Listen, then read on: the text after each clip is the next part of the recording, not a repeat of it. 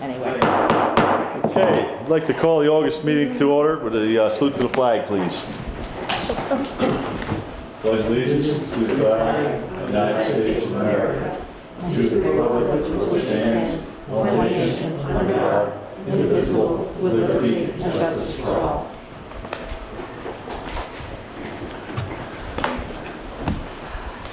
Okay, before we get started on our regular meeting this evening, we do have some guests here representing New York Transco to discuss the upcoming project with the power lines. So I'd like to turn the floor right over to you and let you start right out and introduce yourself, please.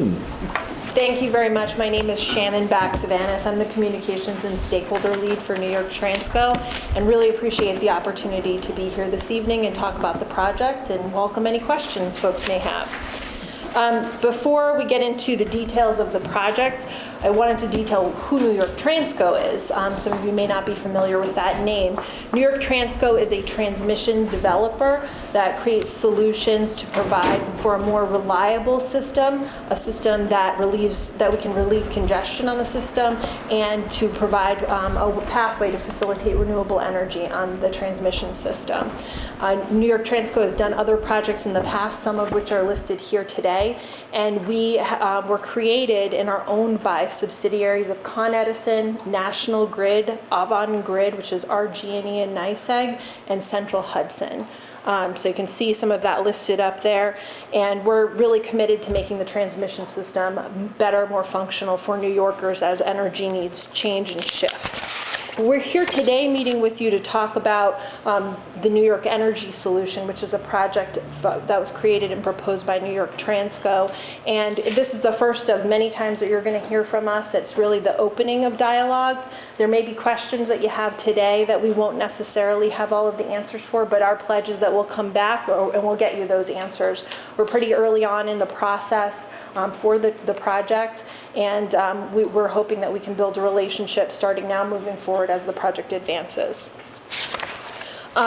With that, I'm going to detail out why we're here today to talk about New York Energy Solution. The New York ISO, which is the independent system operator, selected 2 projects in April of this year to relieve congestion on the transmission system and to facilitate renewable energy while providing more reliability to the system. 2 of those projects you'll see up here. One is called Segment A. That's a project being developed by LS Power and NYPA. That goes from Marcy to New Scotland, and that's a transmission line upgrade. And then there's Segment B, which is the project we're here to talk to you about today. That's the New York Energy Solution being developed by New York Transco. You can see our project runs from Schodack through 11 communities and 3 counties down to Pleasant Valley, and it's a transmission upgrade project. And I'll get into all of the details about that project in just 1 second. So this electric transmission upgrade project will stay entirely within the existing right-of-way. It will be on existing utility-owned property and utility-owned land, and the purpose of the project is to relieve congestion on the transmission system, to facilitate renewable energy from upstate New York resource centers to downstate New York demand centers, and to upgrade and modernize aging infrastructure. The infrastructure that's out in the right-of-way today in this 54-mile upgrade stretch has been in the right-of-way for about 80 plus years. So we're in need for some upgrading and modernization. As I mentioned, it goes through 11 communities, staying all within the existing right-of-way, and we'll show you exactly what that transmission and station line work looks like. Some of the key benefits of the project, of course, replacing aging infrastructure and modernizing the system. That's something that provides for more reliability and resiliency over the years. We're also minimizing impact by staying within existing rights-of-way and on existing utility property. Will limit the impact to nearby residents and businesses. We'll also clean up and streamline the right-of-way, particularly on the southern section of the right-of-way, by reducing the amount of infrastructure that's in the right-of-way. We'll actually be permanently eliminating 260 transmission structures from the right-of-way, providing for a much streamlined viewpoint and actually more accessible land in the right-of-way. We'll also be unlocking clean energy resources, as I mentioned, that are in upstate New York that have been developed or are in the process of being developed, and we'll bring that to downstate customers. And the project will provide for jobs during the 2-year construction timeframe, as well as an annual tax revenue to each of the host communities. So I've broken the project down into sections, just going north to south to be able to digest it a little bit better. The project starts off in Schodack, where we'll be building a new switching station on utility-owned property. And then we'll be doing an upgrade to that existing right-of-way for about 22 miles. And we will be removing one lattice-style structure that's out in the right-of-way today. That's what you see here on your left. And we'll be replacing it with a single monopole structure. And on that monopole structure, we'll have a new 345 kV line and an existing 115 kV line. So those are the lines that will be running down for this 22 miles, again with this upgrade. We're replacing the aging asset with a new structure, staying all within existing rights of way. As we get into the second piece of the right-of-way, that's the piece that goes from Claverick down to Pleasant Valley. When we hit Claverick, we'll be upgrading and replacing an existing switching station. Again, all on utility-owned property. And then we will run about 32 miles of this type of configuration, where you have 2 lattice-style structures in the right-of-way. We'll be removing both of those lattice-style structures, and we will be replacing it with a single monopole structure. And this is where you get into a lot of the elimination of transmission assets from the right-of-way and really cleaning up the right-of-way.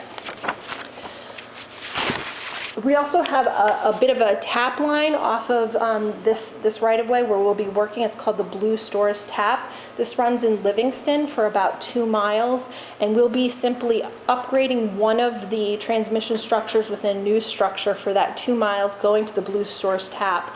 And then at the Blue Stores substation, where that piece of the project would terminate, we'll be doing some work at the substation, replacing some equipment. So what does this look like in Clermont? Here you have a quick view of the section of the right-of-way that we'd be going through. It's under a mile. It's about 0.7 miles of the right-of-way here in Clermont. You have the configuration, obviously, in that second piece where there are 2 lattice-style structures today in the right-of-way. We will remove both of those structures, put in the monopole structure with a 115 kV line and a 345 kV line. We'll be removing a total of 8 structures from the right-of-way in Clermont and replacing it with 4 structures. So you'll have 4 less structures in the right-of-way at the end of the day when the project is completed. So a 50% reduction of assets in the right-of-way here in Clermont. And this is just another quick view of exactly what we just showed on that previous slide, but it shows all of the towns and how the infrastructure breaks out. And this is where we get the number of having a reduction of 260 transmission structures from the right-of-way.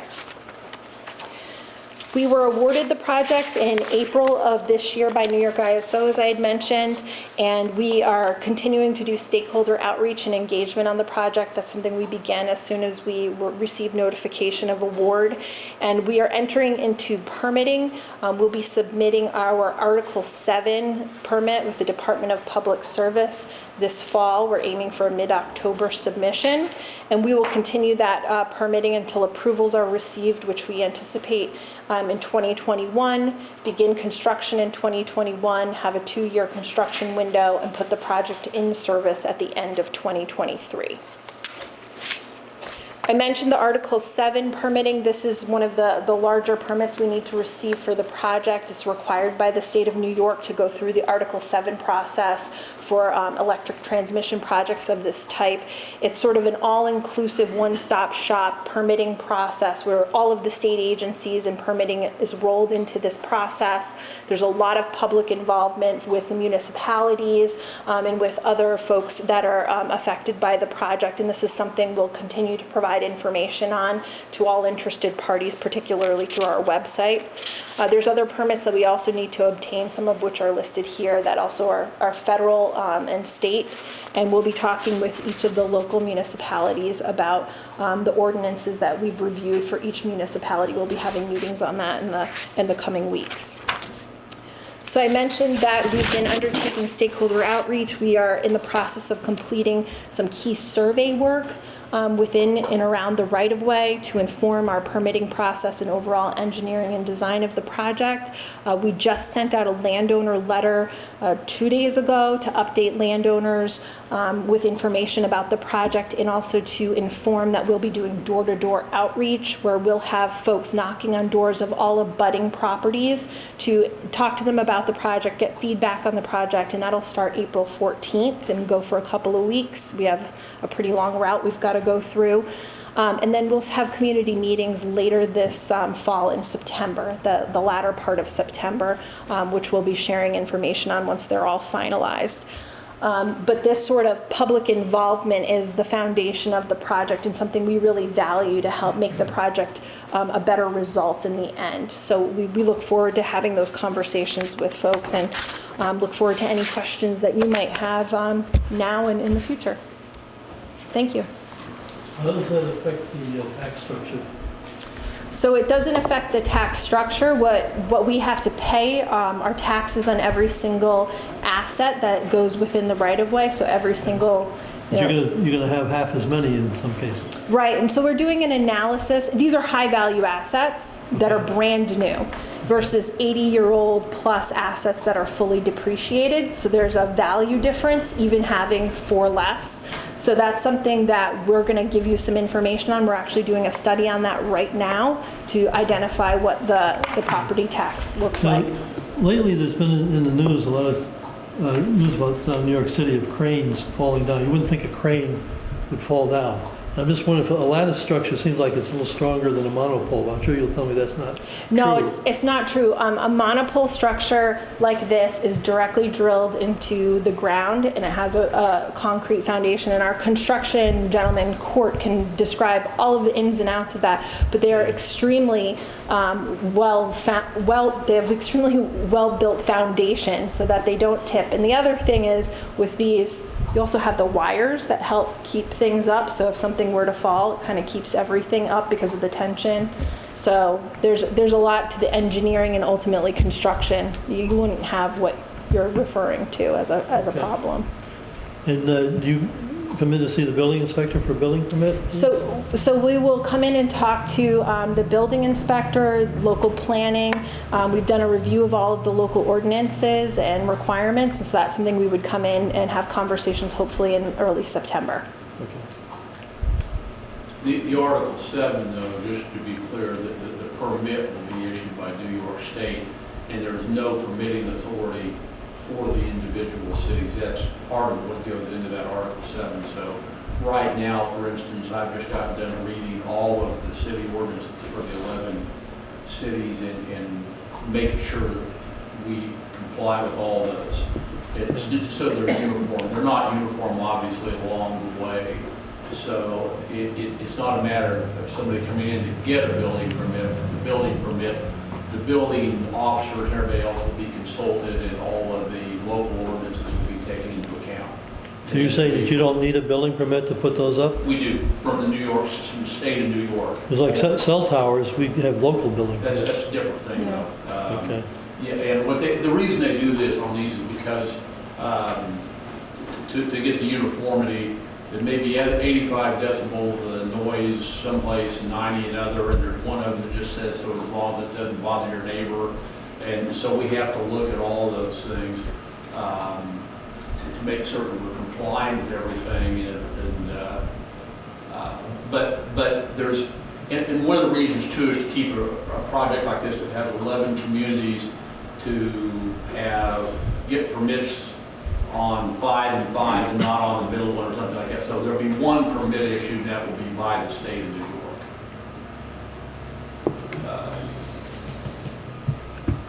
I know we've had a previous meeting, we met with our attorney, town attorney, and I had a question, I don't know if you've got an answer. Are you guys doing a sound study, or are you going to have an Yes. answer on, is there going to be increased interference or sound from the higher decibels? So we do have to do a sound study. I believe the noise study is just wrapping up right now, and so that's part of our Article 7 application, and something that we obviously have to address any changes in decibel levels, and that's something we would provide to all stakeholders and explain what our plan is on noise Does that issues. also include the, I don't know, correct term, but like the static charge from the ground. So, yeah, it does, yeah, it does, yes. Yeah, And whether or not there's a difference, an increase, decrease. yep, Yeah, all those things, and this Article 7 process actually encompasses things from arrowheads and Revolutionary War buttons we have to survey on so many miles either side, all archaeological, historic sites. We have to do what are called shovel testing to look for certain things. It will include what you're talking about, EMF, electromagnetic fields, and there will be baseline readings taken along the way. And then there are, the federal government, the state have threshold levels, and so that after the baseline readings are taken, there's modeling done, there's like a computer modeling, and then they'll check at the end for compliance once it's put in service. But and there are a number of things that have to do with crops, agricultural lands, state and federal wetlands, and all that stuff. There's a myriad of those things that all go into that Article 7 process. but those reports are made available, and when we have our community meetings, we would have, say, the EMF gentleman that does the study, him available to answer questions and provide more information on the report. And is there a height difference on the So, towers? yeah, so there's the towers the structures that are out there today are about 80 feet tall. Those that we'll be taking out, the new ones will be about 10 feet taller than those, so around 90 feet is the general height of the structures. And I know the towers that are out there now are a lattice, so they're Correct. somewhat see-through. So do you know the diameter of the, Do you know the diameter? They'll typically probably run, I'm going to say probably 5 feet to 7 feet. okay, I've just done some that were like 12 or 18, but the lattice, one of the things that's kind of neat about this, and it's two for one thing, is you now have 8 foundations out there on the right of way.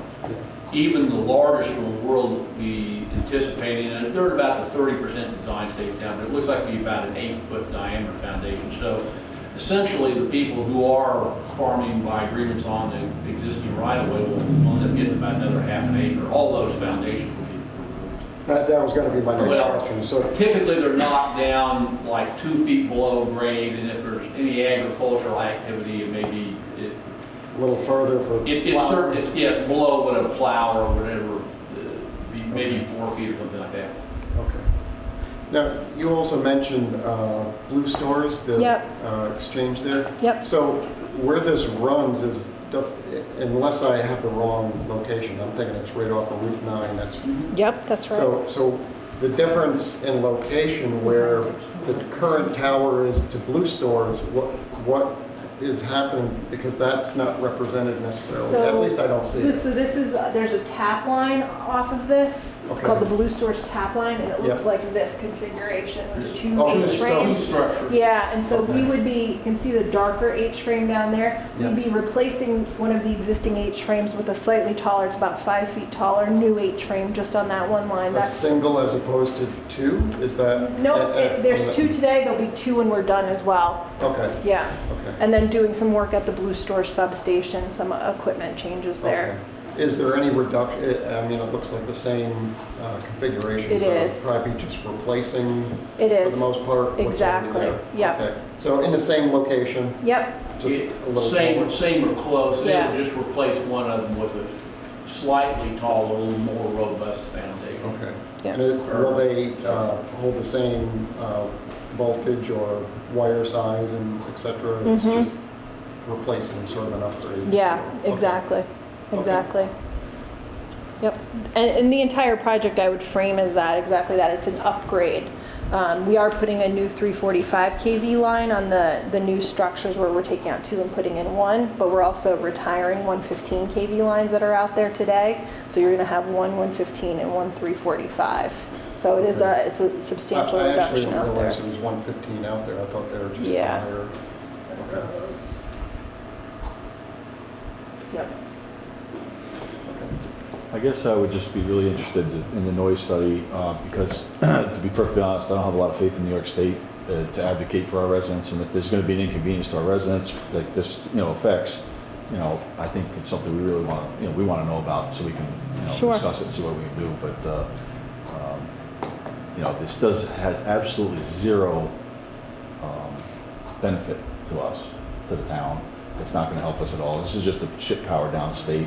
So I mean, if it's going to make a, you know, a big impact on our property owners or our people that live on this, under this line, I think we really need to know about it. Go Well, ahead. I have to correct you a little bit there. It's not all just being shipped down. You have tap lines like Blue Store's tap where power does get delivered locally. It's an AC, alternating current transmission line, not a DC direct current. So this isn't like an extension cord where it goes from point A to point B and there's no off ramps. There are off ramps here and they do serve local customers. So there is a benefit locally. But yes, some of it still goes further downstate, but there is a benefit locally because it isn't just a DC line, which is basically an extension cord. And I know I brought this up at a previous meeting, were you guys going to look at the Blue Stores substation to see about upgrading some stuff there? Because I know that's So we are, been an issue. yeah, we are upgrading certain things related to our project and changing equipment. As I recall, your concerns were related to the distribution system, which we wouldn't really be affecting the distribution system. This is on the transmission system. Because a lot of times we have power outages, the Livingston substation is an issue we've had for years, so I didn't know if that'd be upgraded in this process, but, okay. All right, does anybody else have any questions? Anybody from the floor? Any other board members? Is there any disruption? Service disruption? No, there's no service disruption. No, they have a, yeah, no, there's no service disruption. There actually, there's only 4 spans that will impact Clermont, but you're right, there's 12 steps that have to take a piece of it out to meet power and service, but there will be no interruption in power as a result of this. There's a detailed outage schedule that has to be followed for these in order to continue to maintain service, and so that's imperative and something that we follow to the letter of the law. So would it be accurate to indicate that you'd have the new structure and power lines in place prior to the old ones coming down? I don't know if we're that far along in the construction What will process. happen is it will be done in sections. We'll isolate, as an example, the first 11 miles. And there'll be alternative sources of feed to those areas, those substations, to have the redundancy that's required. Okay. And at that point, we'll take the old line out completely, remove everything, build a new, put it in service, make those connections, then we can move on and do the next step. And these also, one of the difficulties of this is that they have to be approved at least a year in advance because we're coordinating with other ISOs, independent system operators. There may be power going from New York to Rhode Island or Illinois or someplace it's called wheeling. And so it takes a lot of coordination. We're working on that at the same time. Do you have any detail as of yet on how that bypass during that transition would take effect? Yeah, as far as, I don't know what you... Yeah, essentially you need to run an extension cord, right? So no, there'll be no extension cord. There are alternate sources. For instance, in that Churchtown substation up here, there's 3 independent feeds now. And we'll be able, we're actually in a position here where we can take the entire substation and remove the entire thing. We can work around that, but we have to have alternate, multiple sources of feed on these. So it's, those other feeds are extra that you'd have to implement during No, the interim. They're already there. there's nothing new that will have to be built. We'll, for instance, have to go to somebody else and get a commitment from them. I would have to check with you, for example, say, by the way, you're not taking your line out of service that provides the alternate feed to Blue Stores during this time. Yeah. No, I was just curious about the, you know, there's, if you have a new structure going up and the old structure comes down, you have that interim of, you're indicating there won't be any drop in power. No, they'll, So yeah.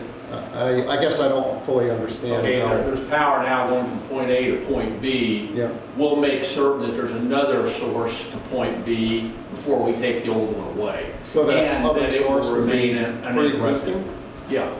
It would be it's another source that's pre-existing. Yes, It yes. just kind of compensates. Correct. Okay, Yeah. understood. It's there now, and as part of our planning, we will secure guarantees that it won't be interrupted and before we take the old one out. Yeah, no, I was just thinking that there's something else that would happen temporarily until that point A to point B was completed, and then that temporary, whatever that happened. Yeah, there shouldn't be any eruption. So it's all pre-existing Yeah. infrastructure. Yes, sir. Yep. You mentioned in the beginning about bringing power produced in producing areas in the north to using areas in the south. But was this the producing area, is that solar and wind? or- There's solar and wind, correct, that's been already developed in upstate New York, some of which is being curtailed because of the congestion on the transmission system, so meaning that they're being shut down and not being able to produce as much as they maybe could. This will help alleviate that problem and also allow for more development of those clean energy resources to occur to meet key state energy and environmental goals. So how do you make up the fact that those renewable energy sources are periodic? If the wind doesn't blow, you don't get much wind power. If the sun isn't shining, you don't get much solar. And if you end up getting a whole lot of wind and solar, then on bad days, you don't have. Well, there'll always be power flowing on the line of as to where it's coming from. We don't get to pick and choose necessarily, but because there's congestion on the system, and which means, you know, it's like a freeway where cars can't move around, everything's all blocked up. The term that here too used a lot of times is bottom. For instance, Yeah. There's one I looked at recently in Maine where they have 400 megawatts of wind, but no ability to move it. Right. So that's some of this, and the good news is Niagara Falls will continue to keep flowing through this, so the sources will be hydroelectric power.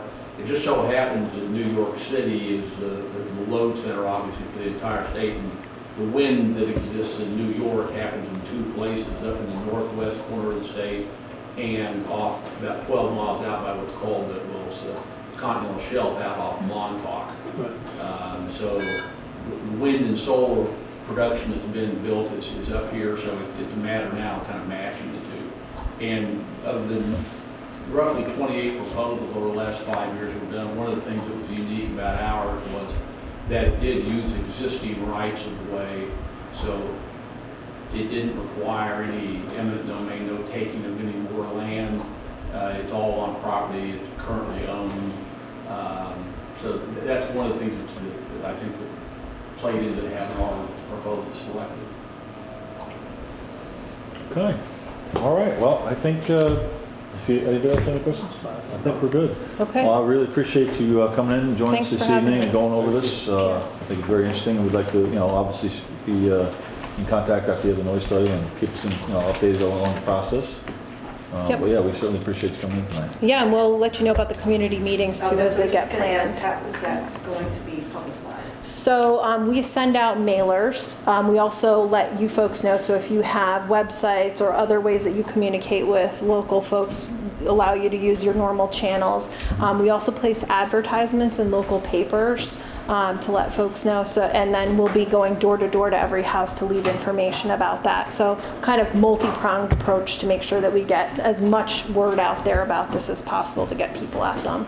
This also, too, one component that may be of interest, although it's only like 4 stands, is there's a real active initiative underway, too, to engage with anybody involved in agriculture. I've been building these for 53 years, and one of the things that I like to do is check to make sure that I don't come in and tear something up 2 days before somebody's going to harvest it. Right. So we'll visit with people and find out that, we may need to do some work here and then move here a mile and come back because somebody's going to Yep. take some stuff out.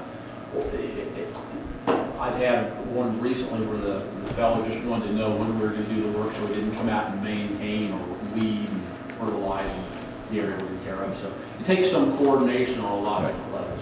Yeah, so we'll have, when we do the door-to-door, we'll have with us an agricultural survey that we'll be leaving with folks. So if they are working the land in any way, in and around the right-of-way, that we can start putting that into our construction plan. And that's something we'll have on the website. And we'll keep continuing the conversation so that it's part of our construction plan, all of those kind of agricultural factors along the route. Excellent. Great, Okay. thank you. Very much. Yeah. We'll leave some actions too, if anyone at the town is interested. Excellent. Very good. Thank you. very much. Okay, let's get started with our approval of prior town board minutes. So moved. Second. All in favor? Aye. Opposed? Carried. Town clerk report, Mary. Okay, I forgot what was next. Town clerk's report for July 2019. Community house lease, $1,000. Dog licenses, $53. Building permits, $4,910. Certificates of occupancy, $550. Excuse me. Town clerk's fees for solid waste, $1.50. Decals for fishing, $2.76. Miscellaneous foil copies, $28.10. Interest for the month of June, 20 cents. Total for the general fund, $6,545.56. Paid to New York State Department of Agriculture and Markets, $20. Paid to the Columbia County Treasurer for solid waste, $18.50. Paid to New York State Department of Environmental Conservation for fishing, $47.24. Total for the month of July, $6,631.30. Very good, thank you, Mary. Okay. All right. Move on to mail review. Do we have anything? I do have something I received just today from the Mental Health Association of Columbia and Greene Counties. They're located on Union Street in Hudson. They have the REACH Center, which is a program of Mental Health Association, a not-for-profit agency providing free and confidential services to survivors of crime and abuse in Columbia and Greene counties. So what they have sent me were pamphlets explaining the services that are provided, referrals and information, education and prevention programming, advocacy, crisis counseling and therapy, and they have a hotline access 24 hours a day. Those are free services. Also pamphlets on human trafficking and sexual exploitation. So I have put a supply of these on our table in the town hall. If anybody wants them, they are there. Excellent. And that's all I have. Okay, thank you. Correspondence for the web committee. Any comments, questions, complaints for the web committee? All right, that's why Evan didn't come, see? All right, let's move on to committee reports. Bob? Yeah, the old truck is out for bid. And we talked to Jimmy earlier in the week, and he's only gotten up to around $6,000, I think. I don't know if you've talked to him since then. I haven't talked to him. He said he expects, usually those things go up, right, when it's almost time to cut it off. Right, He still expects to get 10,000 or more. good, And, guess that's about it. okay.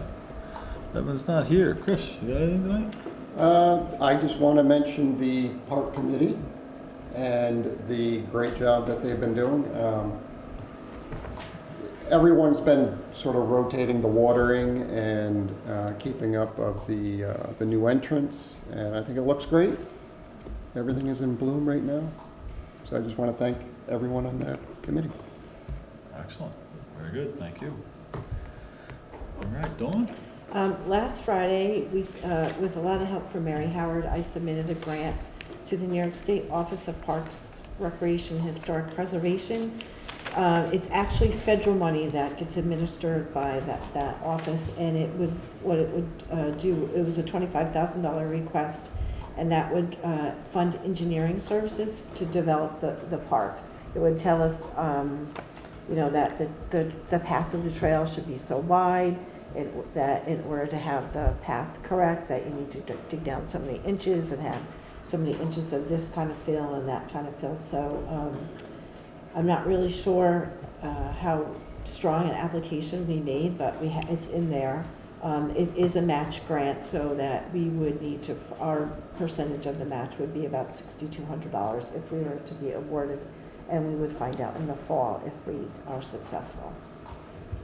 So I think the good thing is, I think that we have a lot of work done and pieces put together that probably with a little bit more finessing of that information, we can go and look for some other grants to fund the actual construction of the park. Excellent. Very good. Thank you. Thank you for getting that in on time. So that might help. All right. Excellent. Let's move on to old business. Just to update, the building repairs have been completed. The roof, the back section of the roof has been completed on the community house. The metal storage building, the metal's been taken off and replaced with new metal on the back. And the painting has been completed on the town hall and the community house. All the stuff we awarded the bids the last 2 months. So that's why the vouchers are in there to make the payment. I am going to obviously hold the payment until they put the screens back on, which is something they're supposed to do tomorrow, but we won't have the check till next week. But I just was going to authorize the payment tonight of all the completed jobs. I think the total for everything was $30,000 and change or something. It's in the abstracts, which was what we bid out, and we received insurance money to cover. So obviously it was completely offset by the insurance. So no cost to the taxpayers. And it looks good. The painting looks nice. I think they did a nice job. It should be good for a while. New business, we do have a budget amendment to make, another budget amendment this evening for the highway department. We were unaware, Jimmy was unaware that there was going to be additional money coming in for storm recovery. So we did one for the additional CHIPS money, and this is actually storm recovery money also, so this is in addition to that as well.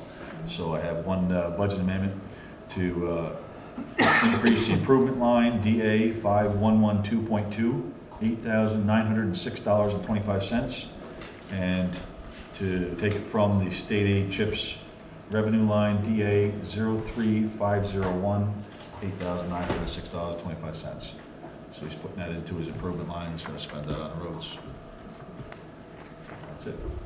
Okay. Motion? So moved? Second. Second? All in favor? Aye. Opposed? Carried. Okay, park signs. I gave everybody a copy of the signs that the committee had put forward for us to consider. I think we should have a discussion on a few of the items and decide, because I'd like to actually get this going. I'd like maybe, Bob, if you can, you're pretty handy with the sign shop down there, once we decide what to Well, put they're on. gone. Didn't they move over to the other building on 308? Or not 308, on 199? The award shop moved. I think the other guy's in his house, I don't even know where that is. Ah, Yeah. all right. The other side? Signs Shop down by Vinnie's gas station. on 199. On 199. Not the sign shop, that's the award David- shop. David has kept the garage in the back. Checked behind where it used to be. I think he used the garage. The sign shop, okay. Well, maybe. All right, well, we can also take a look, and I can also see if the county would be willing to make it, because we have a sign shop in the county, we could also see if they'd be willing to do this for us as well. Yeah. So, but first we need to review the content, make any changes we would like to do on this. I did eliminate, there's a couple of duplicates on the copy you all have, the duplicates have been removed, but there is some issues I think we should discuss. And I'm just gonna read this so everybody knows what it says. Welcome to the Hentling Park at Clermont. Grounds are open sunrise to sunset. Take only pictures, leave only footprints. For the safety of the guests, all guests please, and we have bullets, carry in, carry out. Be aware that ticks in the that are in the area may carry Lyme disease and other tick-borne diseases. Keep domestic animals on a leash no more than 6 feet in length, and remove any domestic animal waste. That leash law, that's actually a state law also. Right. Correct, that's where that was brought from. Do we need the, I don't think we need the and there though, at the end, What? since it's bullet points. Yeah, you could probably remove the and. You're right, it's your bullets. Okay, and then the following are prohibited. And then there's a list of bullets again. Glass containers, smoking or vaping, vandalism, snowmobiles. Here's the first question, swimming or bathing.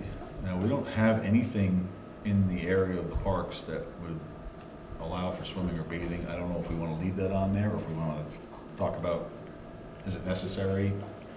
I don't know. I mean, it just strikes me odd that we have no There is a. place to swim or bathe. There is a pool over there behind the Little League field that's not too, not too accessible and not too, I mean, I don't know that anybody would want to get into it, but, I mean, some of this is common sense, and I mean, just swimming and bathing is, I don't know, A to me. pool on private property or? no, behind the Little League fence. Only when we get a lot of rain, we get a little bit of accumulation. The water stays there pretty much most of the year. The stream doesn't run most of the year.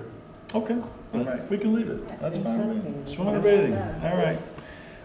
And then I added a bullet, which is on there, dogs on sports fields, because that's an issue that I just don't think the dogs, I mean, there's 20 acres there. We don't need dogs on the actual sport field, you know, going to the bathroom or whatever, digging it up. It's just not necessary when there's enough room that they don't need to be on the field. Do you So want to change that to animals or leave it at dogs? That's a question that Bob brought up. I mean, animals, dogs, either one I think is fine, but pets, you can do any of those. I mean, what do you know, consensus of what do we feel would be I think to put animals would. cover everything. It would, but you're implying that the wildlife isn't allowed there either, so. Well, it's not, but we don't have any control over that. That's why I think. pets- Isn't that the idea of Pets. having a park, to open it to the nature? Yeah. Yeah. I mean, I'm just being sarcastic. Well, yeah, you want to have squirrels and woodchucks and stuff out there, but not on a sports field. Yeah. I would say pets would, I mean, if somebody's got a pet pony or something, we don't want them. Pets on sports fields, all right, that works. I just want something in there. Okay. Okay. Pets. Pets.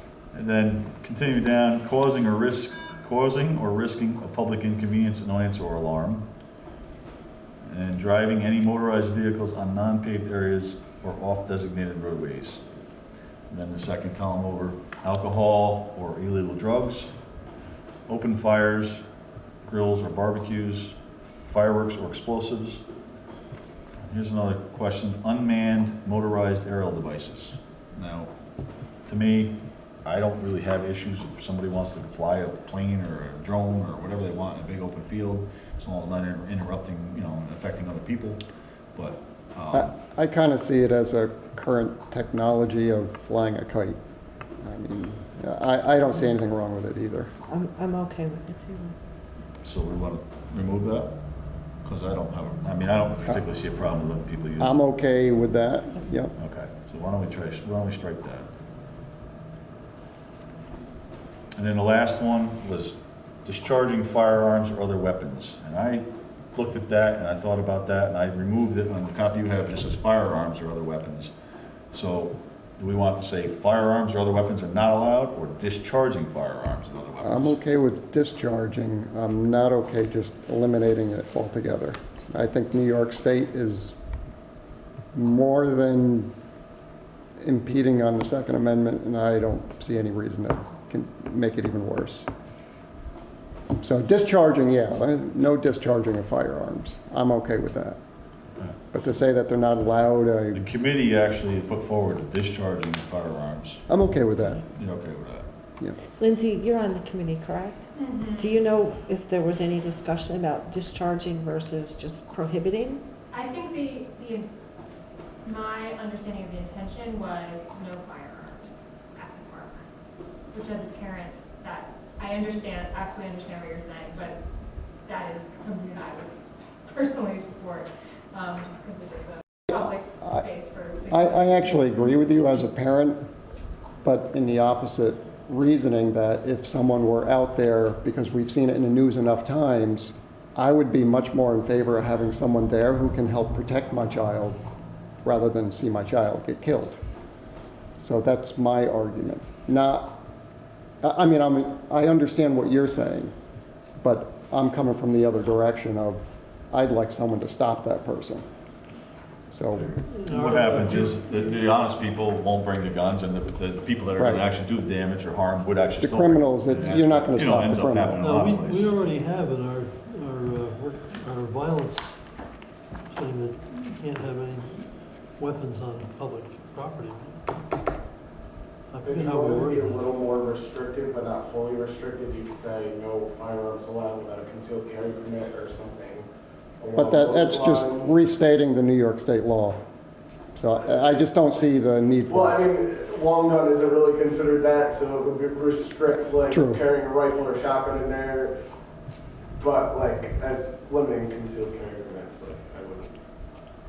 Yeah, I think I'd like to leave that in there because, I don't think we want people hunting on that property. I mean, if they're hunting and there's nobody else around anywhere with a shotgun, they're not gonna Well, hurt you could put anybody. no hunting, Bob. Huh? You could put no hunting. Discharging firearms would cover that. Yeah, That's what the committee put forward. So, and you could add no hunting on top of it.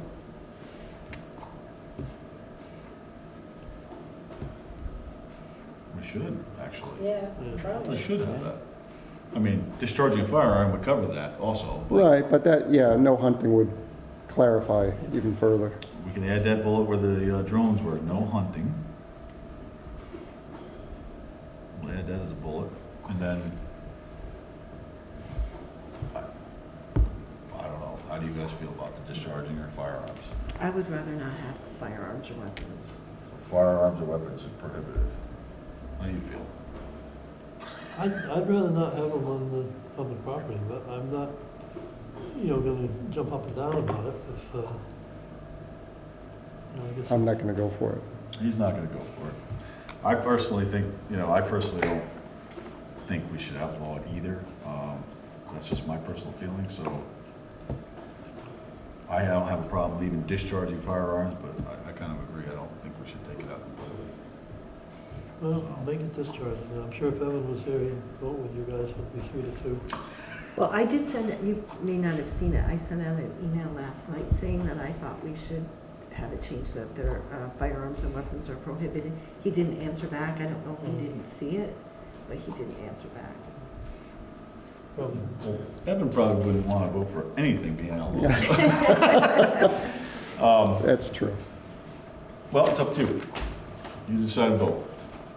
You want to go with discharge, or you want to hold out and? I don't know. I'll leave it up to Dawn. Well, I would rather have them. Do you want to go with the properly permitted? No weapons that are not properly permitted? I mean, I think, I don't know. Firearms or other weapons. Yeah, I mean, But to just say in general that they're not allowed, you're targeting the law-abiding people. I mean, I think we should probably, I would think we should want to leave it the way we have in the other thing that Consistent.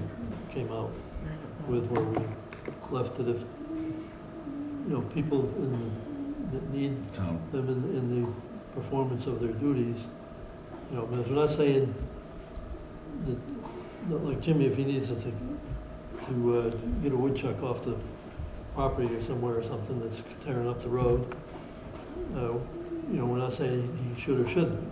We're leaving it, if it's part of his duties,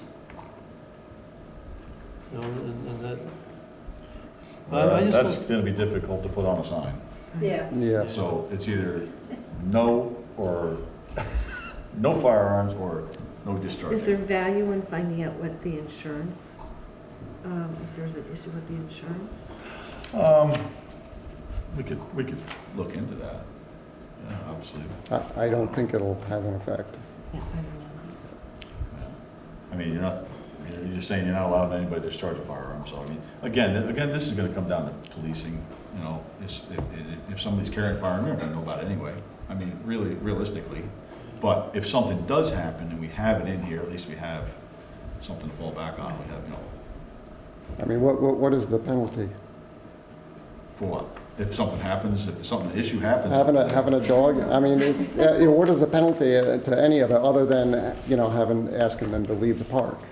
Right, or if some reason something does happen or somebody gets injured with this, then their insurance Right, then company, right. we have it in Agreed. here, okay, we have coverage. I'd like to stand on, we'll probably still Right. lose, but at least we have an Right. argument that, hey, we didn't allow it, Right. So that would be the only reason I would say I would go for that, to protect the town, but. But if you again, don't discharge the weapon, then you don't have a problem. So again, I'm okay with the no discharge of firearms. I'm okay with that. Might be interesting to see what we did put in that other document. The main conversations were around hunting, but obviously we don't. Right. And I don't know if, maybe there would be a reason for hunting for nuisance purposes or something, or as you said, with the, woodchuck or whatever, like that's a Or a rabid- possibility. Rabid Right, animal or right. something. But I don't know, Yeah. I don't know how the town interacts with that sort of permit, I guess without, Or we could just leave it out, just leave it as And no then hunting. target practice was the other thing, I think, at least in my mind. Right. People didn't. Target- right. Right, right. I'm in agreement with that. Or, No Right. hunting we're talking about? So I just feel like no hunting and no discharging of firearms kind of covers it. that's it. Well, That's how I discharge would feel. cover target practice. Yeah, I mean, you could just leave it as no hunting and leave the firearms right out of it. Could do that too. I don't know. I think to Lindsay's point, it would sort of be more forceful by saying no discharging of firearms. They would keep that. I'm I'm trying to be flexible. No can hunting always change. or discharging of firearms. Yes, I like that, Ray. That's good. I like that. Hunting or discharging firearms. Does that sound okay? That sounds fun. Okay. Yeah, I mean, it's just, it's those. Or other criteria weapons. that people That are- should have that in there too. Yep. No hunting or discharging firearms or other weapons. Right?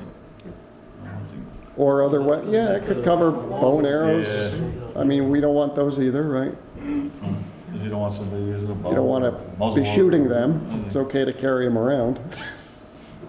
No hunting or discharging firearms. And other weapons. You could make that a long bullet. All right, so that solves that. And then the last part of it was thank you for cooperation. Please notify law enforcement of any concerns or hazardous conditions by calling. We have the number 518-828-3344, which is, I believe, the sheriff's I number. think you're right. So Evan did have a good point on that. Do we want that number in there, which I don't ever see that really probably changing, or do we want 911? Well, some things might happen over there that aren't 911 worthy. Right. So But he did ask. 911 does field any and all calls. They will dispatch sheriffs, police, state troopers, anything. So if there was an issue, I think 911 would be the one to call, because they put it out. Troopers are right down the road. The sheriffs may not, be Right. here quick enough. So I mean, 911 may be the better one to have on there, or both. Call I was just 911 going to and say, or- can we do both, and I with think that, that was his suggestion also, was that we add that on there, something about in the event of an By emergency. calling, let's say by calling 911 first, and then or the other number, I think would be right. Columbia County Sheriff at, And or, so they know who they're calling? Yeah, you might want to say Columbia County Sheriff. Columbia County Sheriff at the number, right? Okay. And then for a complete list of the park rules, please go to www.clermontnewyork.org/park, which we just have to change the slash you picked up. Yep. /. Okay. That presumes we're going to have additional rules. Yes. Yeah. Yeah, you're gonna have more. You're gonna have more. So if we're in agreement upon that, why don't we try to get an estimate on the sign? I don't know if you wanna try and look in to see if they can still get a hold of them and see if they'll do them. I could try Columbia County and see what they would put together, but they have a sign shop up there. Yeah, Jimmy also has, He orders them from out of state. yeah, because he said they were cheaper. Yeah. I could see what that would be. The other thing we got to think about is how are we going to mount that sign, because we can't really dig down through the membrane. When we put the sign up over in the Little League Park, he dug a hole, put some concrete in it, and then put the signpost in there. Now, we may need to put in a signpost that you can drive down, because I think you can drive You down. can drive through it, you can, yes. But you can't dig through it. Correct. So we that's can another drive, we can drive question close for to it. mounting the sign. Okay. I wonder if there's more of a foundational thing where you can maybe go, I think, whatever we have out there, maybe 2 feet Yep. with a concrete anchor with bolts on top so when you take the sign off, it's flat with the ground, but then you can maybe take a wood frame if you wanted to keep with the more natural of wood look as opposed to any kind of metal frame. And that way, if it rots or something, you can replace it, and you have those anchors you never have to touch. Something that stays permanent in the ground, and you can You remove them. still have the problem of digging through the membrane. Well, that's why I'm saying, if we have a spot where there's maybe 2 feet and you put a concrete anchor there, it's not gonna go anywhere. Yeah. I think it's less than 2 feet as you get out towards the road. Okay. Isn't it? Now, I'm just We'll not, have to look into, what we can use to. it's a thought of avoiding penetrating the membrane and having something that, is more appealing, I think. First, we gotta see how big a sign this is gonna fit on. Right. Because, obviously that's gonna determine how we mount this, but, Right. we're gonna have to have a mock-up of, what it looks like, how big it is, and then we'll know. But, Yeah. we'll figure out how to mount it once we go ahead with that, but, all right, well, we'll look into it. Between you and I, we can check, I'll check with the county, maybe we can see if that sign shop's still open. We'll try and get a mock-up of that. You have to have 2 of them, one here and one for Route 6, because they join together. Yes, yeah, we definitely need to put one over there as well, so, once we get a sample. So then we'll have to have a different wording, because that's not Henley Park, that's Clermont Park. For the heading, Yeah. yeah. All right, well, we'll get it put together, so we'll see what it looks like, and then we can always make that one change, that's all it takes, is one word. Yeah. Okay, all right. Supervisor report, I'm not gonna talk about a lot tonight, we don't have a lot of interesting business. Sales taxes, I want to mention, we did just receive the sales tax check for the second quarter. It was 105,000 and change. I don't have it with me tonight, I forget what is it. Well, it was 105,000, a little over 105,000, which is about 7.5% more than last year's payment, which is Wow. excellent. Yeah. Last year, we received about 98,000 this time. So the sales tax continues to hold higher than last year, which was higher than the year before, which has been great, helping us out a lot. So that's great news for our budget. So moving forward, we're doing real well on the revenues as long as they hold up. And if you remember correctly, our mortgage tax came in high too, so we're Yeah. in pretty good shape with the revenues so far this year, unless something dramatically changes. I want to thank all the volunteers for the watering. I know you've been watering, I know Lindsay's been watering. I've been watching the string of emails going back and forth with the coordination, and oh my God, it's just, I want to thank everybody that's been involved with that, because it's been quite the hot summer so far, and it's been needing a lot of watering, and I know everybody's been there about every 3 days, so. And it's an hour and a half to water too. I really appreciate, and I can speak for all of us, we really appreciate everybody that's helped out with that, because it is thriving, it's doing very well, and we certainly appreciate everybody that chipped in the time and helped out with that. We did come up with the only scenario I could think of after the last meeting was purchasing garden hoses and running them from the highway garage over, so we couldn't come up with any other way to get somebody there to water as much as we've been needing to water.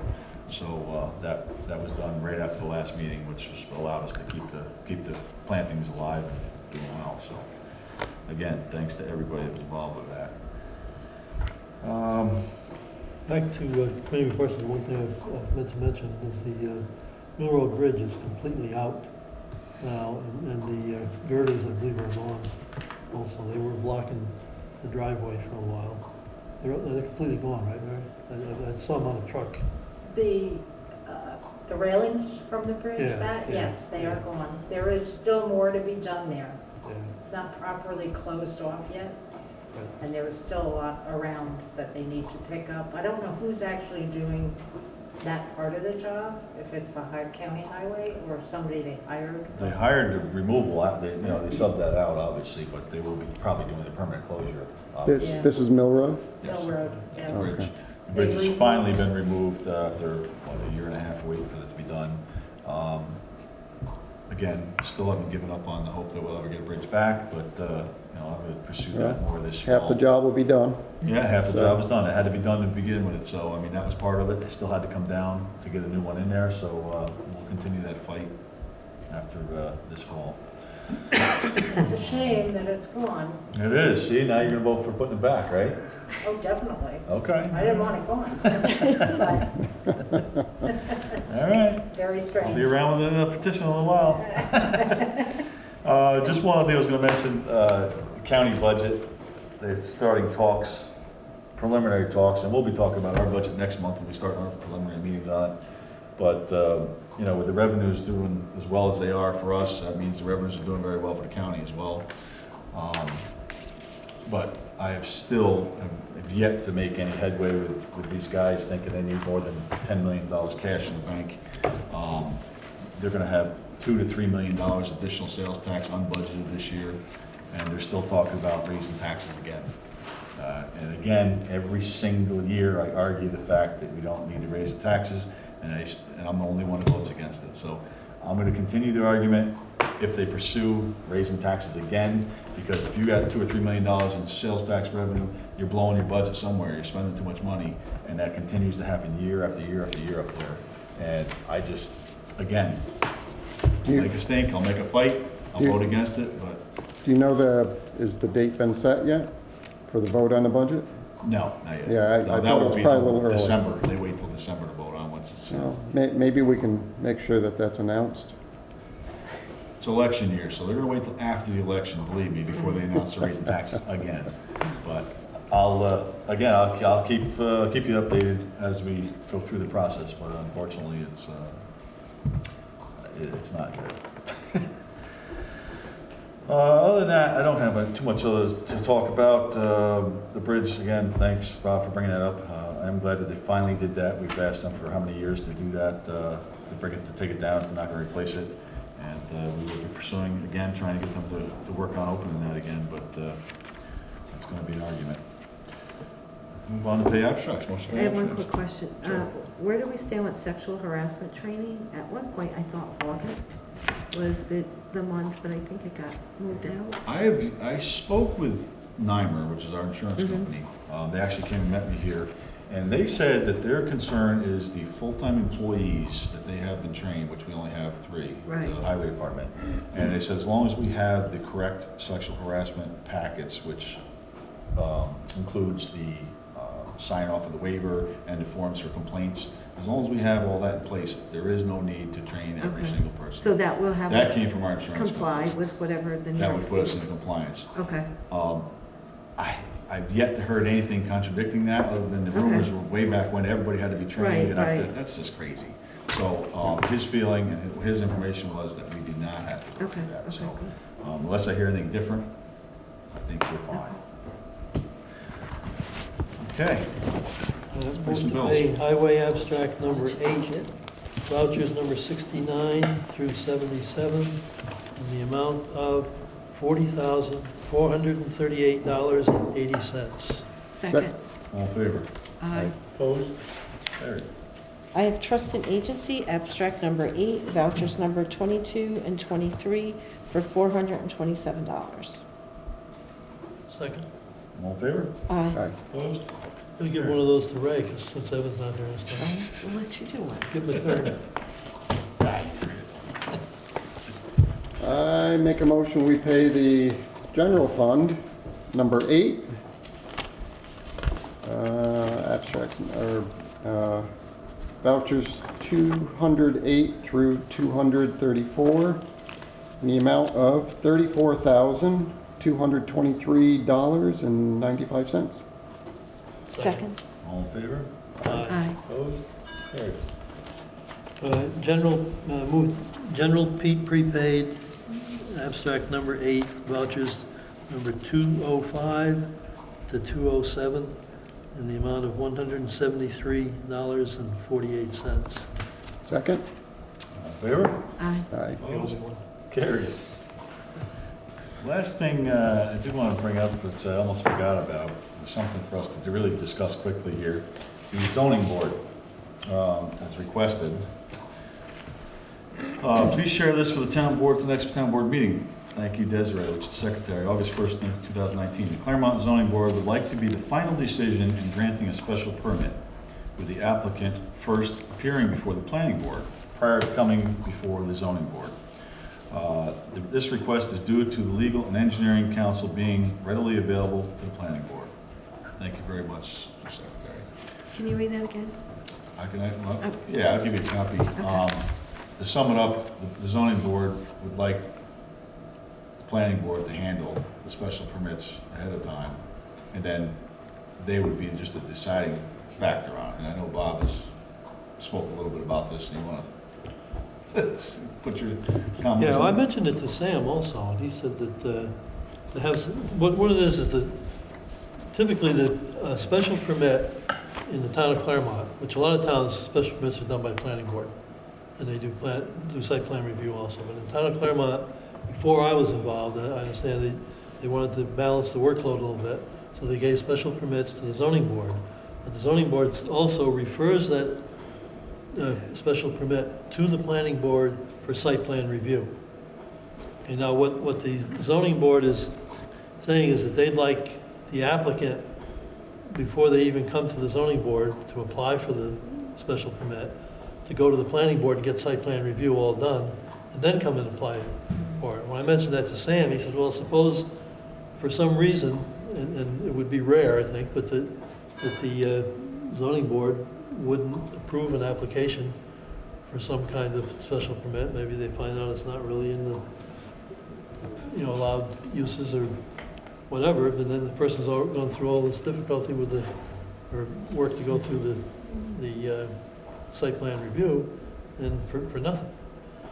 When I mentioned this at the zoning board meeting, they didn't have any business. They just really all they did this last meeting was discuss some of this stuff, and I suggested that they can take the application and they can immediately refer it, as long as they think that it's appropriate application. They can immediately refer it to the planning board for site plan review if there's questions that they have that they're not sure of, and not take any additional action until after site plan review is done. So effectively, they can do what they want without having us specify that it has to go that way.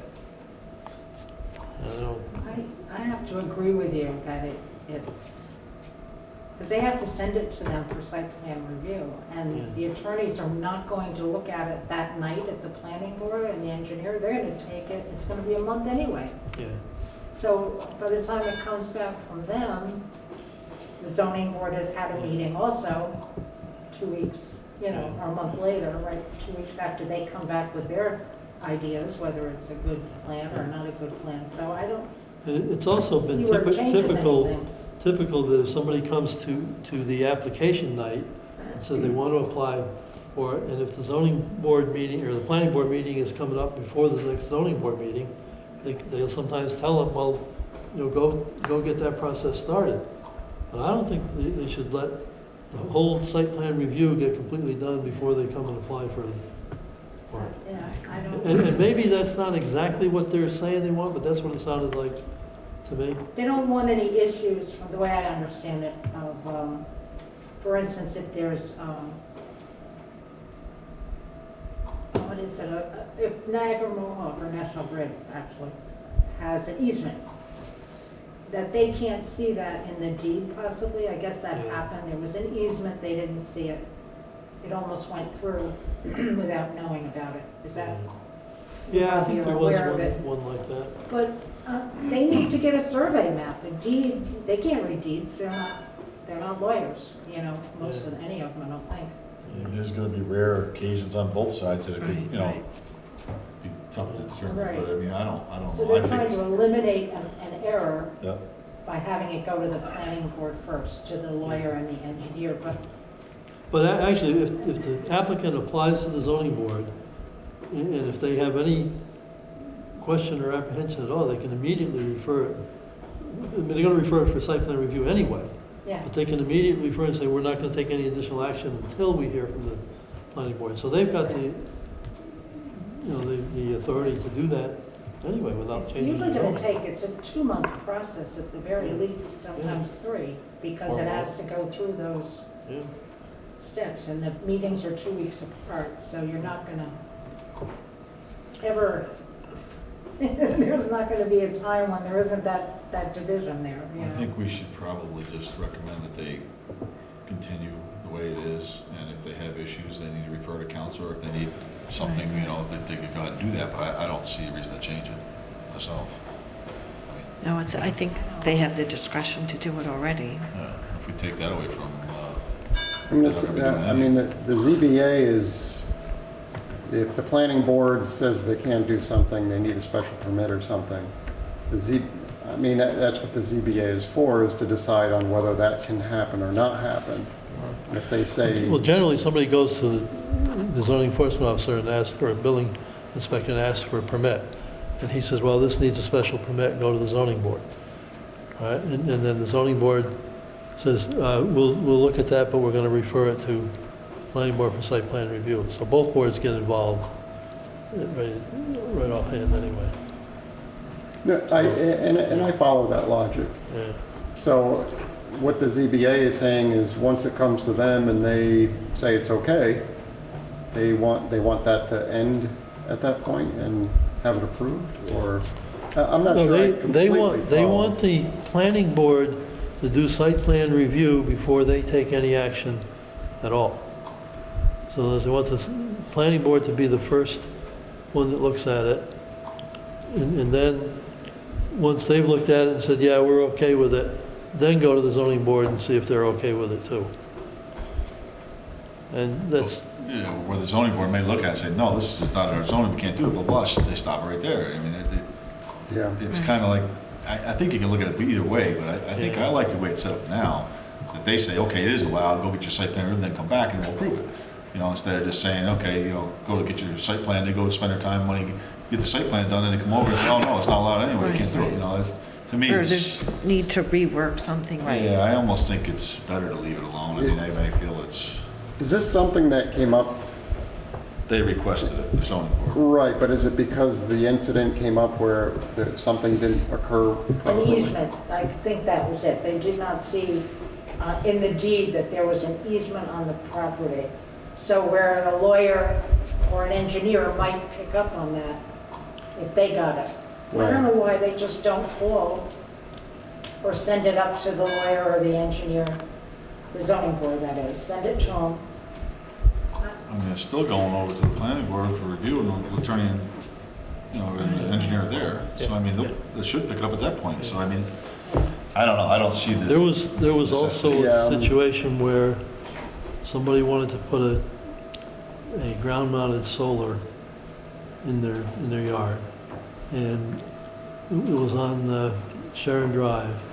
But Sharon Drive, and the house has frontage on Sharon Drive and frontage on Route 9. So basically, that's two front yards, similar to what it would be if it was a corner lot. Mhm. It wasn't a corner lot, but it was similar to it. And the applicant was looking at the Route 9 side as their backyard, because their front door is on the Sharon Drive side. But by the law, and so they kind of missed that, and so they thought that maybe the planning board would have picked that up and they wouldn't have been embarrassed from missing it. Well, I don't know. What's the feeling of the board? I would leave it. I don't, are we asking if there should be some kind of action that we take? They're requesting that we change it, that it goes to the planning board first for site plan review. I would say no change at this point, but I wouldn't close it without, I mean, maybe talking to the chairs and trying to get a better understanding. Was this a one-off thing?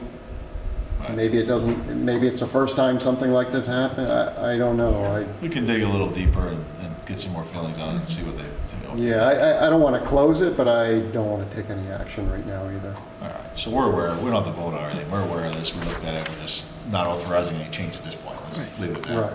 Right. Sounds good. Okay. This was supposed to be a quick meeting. Yeah. Public comment. Any public comment? Comments? I have just a couple of things that came up earlier.